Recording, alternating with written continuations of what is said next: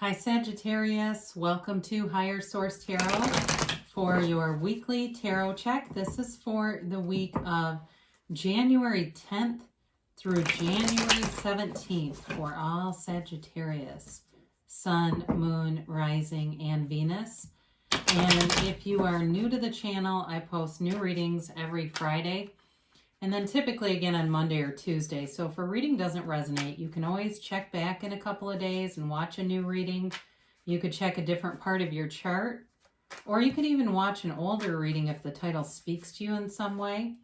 And if you haven't subscribed yet, I'd love to invite you to join us and become a subscriber. That'll also help you to know when new readings are posted. So let's begin here and get the advice for Sagittarius. What messages do you have for Sagittarius? Sun, Moon, Rising, and Venus for Sagittarius. All right, so we will do our tarot reading here. Then we will use the Angel Answers Oracle deck as well. You begin here with the Ten of Swords, the Death card. Well, something's coming to an ending. The Knight of Swords and the King of Pentacles.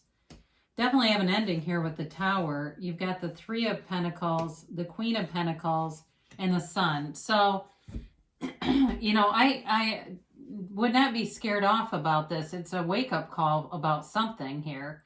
And this is important, okay? The tarot is your best friend who always tells you the truth. And it's not like the whole thing is doom and gloom, because there's not even sadness here. It's not like you have the Five of Cups or something. I don't get that. I get it more about ending something, almost like reprogramming or doing something differently in some area of your life. And I feel like it brings in a huge reward. For some of you, it may be money too, okay? So you have here Scorpio, you have Air, Gemini, Libra, Aquarius, you have Earth, Taurus, Virgo, Capricorn, and you have Leo here too. So the Ten of Swords is about a new cycle beginning. You're at the bottom here, okay? This is like feeling like it couldn't get any worse. So if you've been unemployed, there's definitely money here, employment, and it's very solid.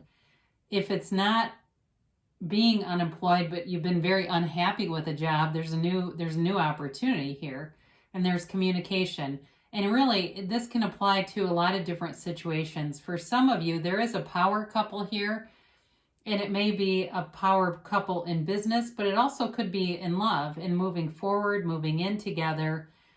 So the ending could be with somebody you're living with, like a roommate or something like that. But there's definitely an ending here, however that speaks to you. So with this, it's really about lifting your vibration and refocusing your point of attraction, okay? Even if it wasn't this major, because this can be kind of a dramatic energy. And it's just somebody who's always negative. Whenever you're around them, you just don't feel good when you're done being around them. I feel like you're going to bring that relationship to an end. So the Death card shows up here, and the skeleton in the Death card represents your higher self. And the message is that something needs to end. So if it's not a relationship and it's not a job, it could be your own limitations in terms of your own limiting beliefs, habits that you formed over the years that you know are not good for you. They're really strongly telling you need to give up something here.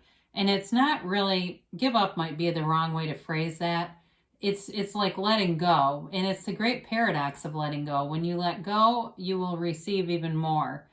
The blessings can come in, but when you're hanging on to something that needs to die and trying to keep it alive, it never progresses. It's like this endless loop, energy loop that feels very unfulfilling. So with the Death card, this is a very transformational energy. I mean, you have it here twice in terms of transformational energies, even though these aren't necessarily how, we like to see the world in the sun, not these two, right? And I understand it, but with this, in the backdrop, it does picture the sun in the very background, and they're telling you it's a rebirth, it's a new beginning. You must die to be reborn. So for some of you, you are on this ascending journey, and as whatever you let go of with this, it's like an anchor just being released. It's something that's heavy, it weighs you down, and without it, you're going to raise without really any effort. I mean, there's efforting in this, whatever it is. So the Knight of Swords comes in, and this really, in this case, is helpful because the Knight of Swords rushes in and brings communication. So you may get information that really allows you to release this situation. It makes it very clear to you that there's no decision to be made other than releasing it and letting it go and bringing in something new.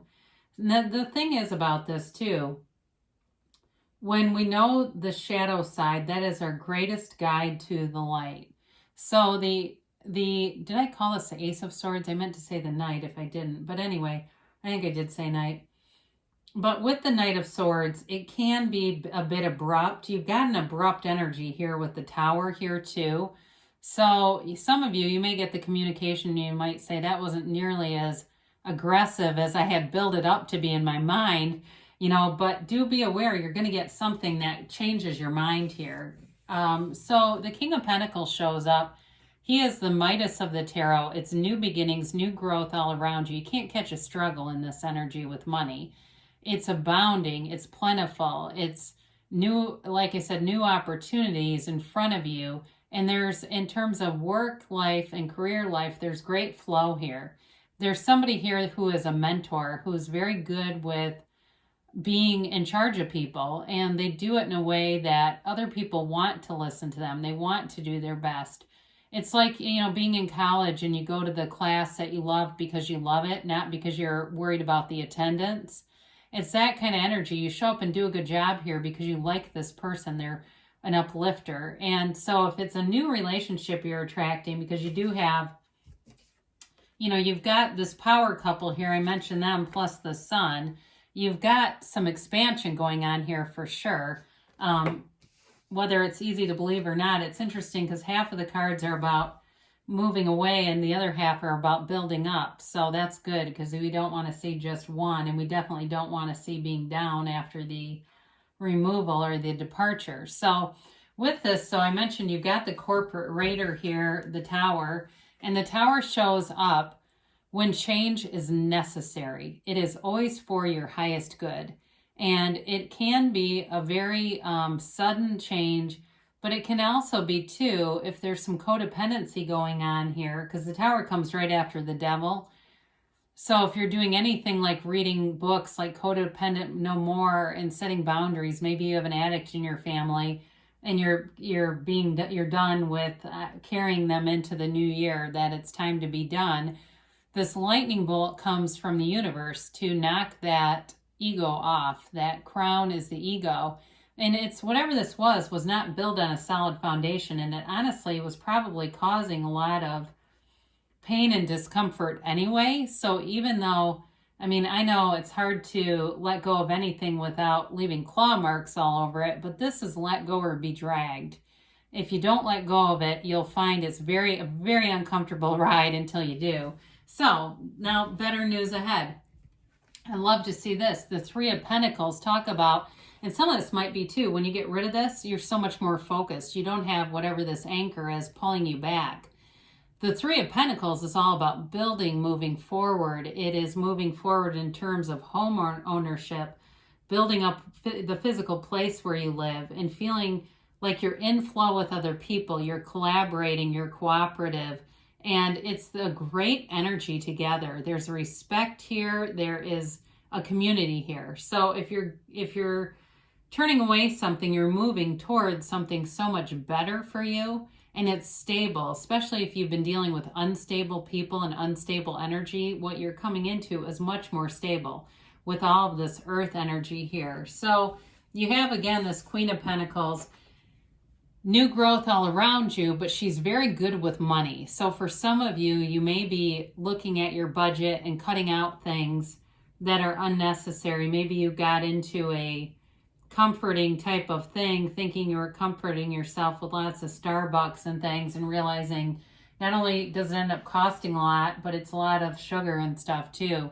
So some of you may be reining in your budget, and even things like, monthly bills that you don't really need. Maybe it's car washes or one of those packages where you sign up for something and you realize, I spend with all these packages, $1,000 a month. Maybe I shouldn't be doing that, or a year. I mean, it could be something like that where you just kind of look at your budget and get a better sense of where you're going financially. Now, she's also very confident and very attractive. So in terms of a relationship, if there's someone new here, because there very well could be with this couple being here, there's a great attraction and very like-minded energies, okay? This is somebody who appreciates you, who wants to be helpful, and who I feel like you'll gladly take their help too. Now, with the sun, you know, thank God for this, right? The sun shows up and brings pure positivity and joy. So whatever is released is replaced by something way better. The sun is very high vibrational energy. It's you being uplifted in a high frequency and waving that banner of victory here. It is a card of self-mastery and self-acceptance and really knowing your own worth and knowing that as you let go of anything, more will be given. So you have a very fulfilled kind of energy here that you're just radiating. So whatever this darkness is in the backdrop is just not a match anymore. It's kind of interesting the way that the cards change from all this kind of dark, bleak energy over here into all the yellow, because the yellow is gifts. Those are gifts from the universe. So you have wonderful things coming towards you. And even if it hurts, sometimes that's just, well, not all, sometimes all the time, that's just our ego attachment to it. You know, so we can be, as human beings, be very confused between real love and attachment or even abandonment. That can be a very confusing thing.